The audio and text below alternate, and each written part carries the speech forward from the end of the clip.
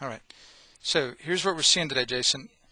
Again, your ball flights lately, like you said, have been the push or where it stayed to the right on you, or it starts to the right nicely, but then it hooks too much to the left.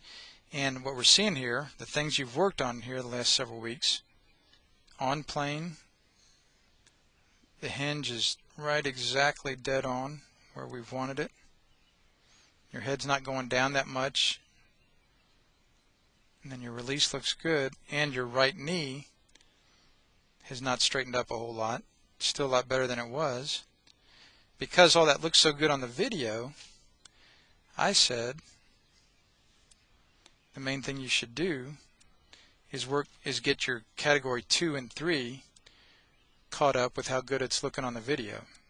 Your category 2, right? Your feel and perception caught up, and the ball flights, since the ball flights haven't been that great lately, caught up with how good it's looking on the video.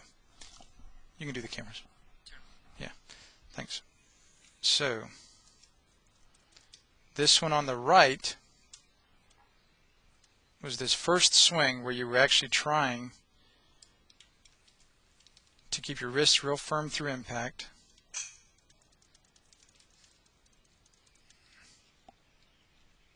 And the one on the left is where you felt like you're trying to hit a little straighter, where you didn't have your wrist quite so firm through impact.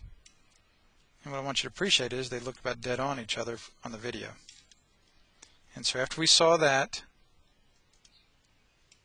that gave me all the more fuel to my fire, man, to say to you, look, just hit these balls like I told you. 5 balls where you're trying to swing like this, where you feel like your wrists are firmer through impact, like you're almost blocking it. And then hit 5 balls here where you feel like, okay, I'm letting my wrist go just a little bit more to hit it dead straight. And sure enough, you know, after you got going there, man, I mean, it was pretty obvious after the swing, each swing, you kind of knew what the feel was and where the ball would be going, and you got more and more confident about the right thing, and the big wide pushes and the big wide hooks went away.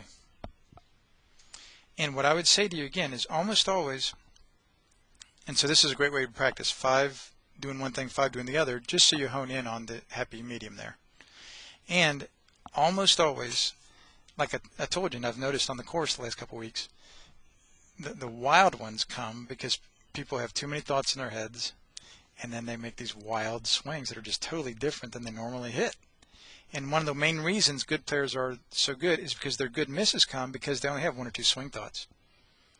So it's almost like they can't foul anything up. They've been playing a million years. They've hit a million balls like you have this winter.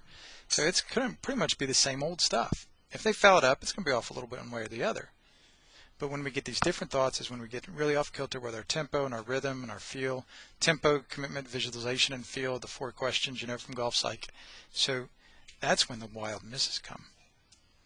So, and you see we've seen very few, maybe 1 or 2 wild misses here out of 20 or 30 balls. Does that make sense?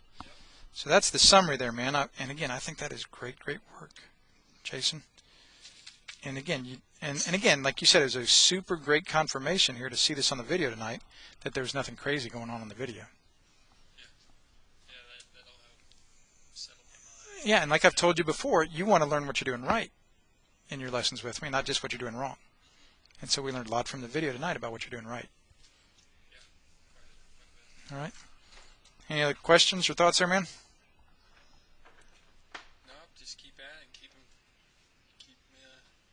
making progress going forward. Yeah. Back.